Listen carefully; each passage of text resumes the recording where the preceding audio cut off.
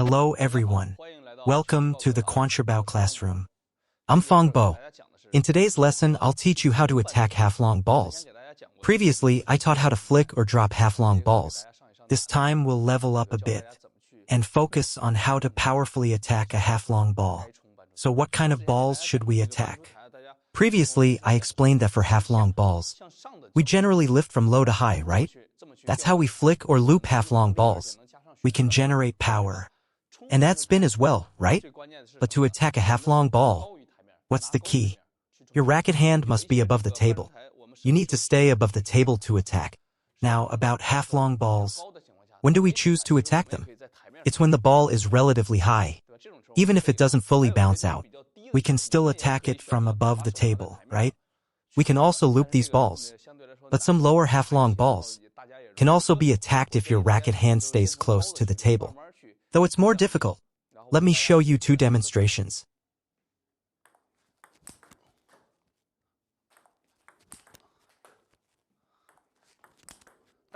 This ball isn't long at all. You see? It just barely goes past the edge. But it's relatively high. My entire stroke happens above the table. I'm making a topspin stroke. Take a look. See? As the ball comes in, my entire swing happens above the table. If I do it below the table, I won't get enough quality. Look closely. I could only loop with arc, not drive with speed. There's no way to produce quality shots that way. Let's do one more.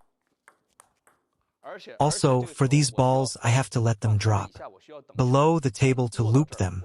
I need to wait for the ball to drop to this level. Then I can loop it. But if I raise my racket, I can attack it at the peak. One more.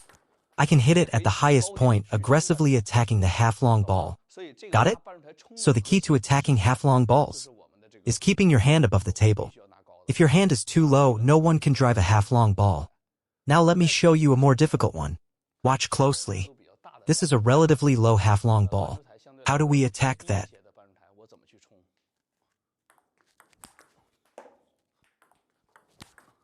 See that? I still kept my hand high, but I made a small adjustment. What kind of adjustment? I slightly closed the racket angle. I brushed the ball close to the table surface. If I opened the racket face too much, I wouldn't be able to hit it. I'd probably hit the table. Got it?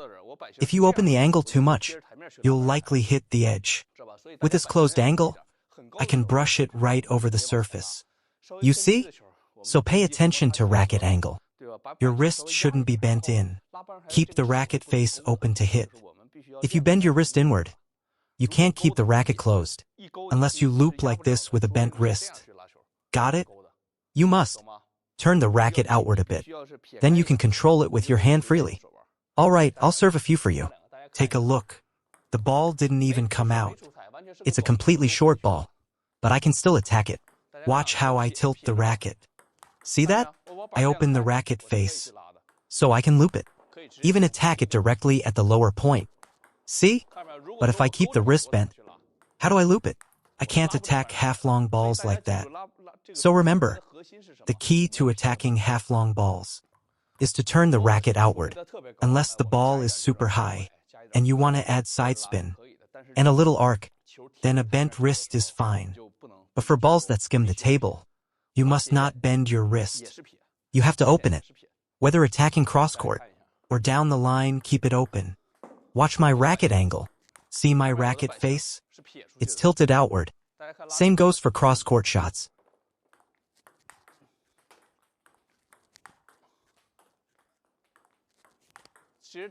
You can see that ball is very low, but I still attacked it from above the table. Why? Because I can.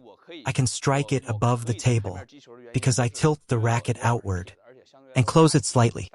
Don't open it too much, because when attacking half-long balls, you don't need to add arc. Just drive straight forward. Start with higher, more obvious half-long balls. Then gradually lower the height, until you're brushing balls right off the table. Practice step by step to develop feel. Then you'll be able to attack just like I do.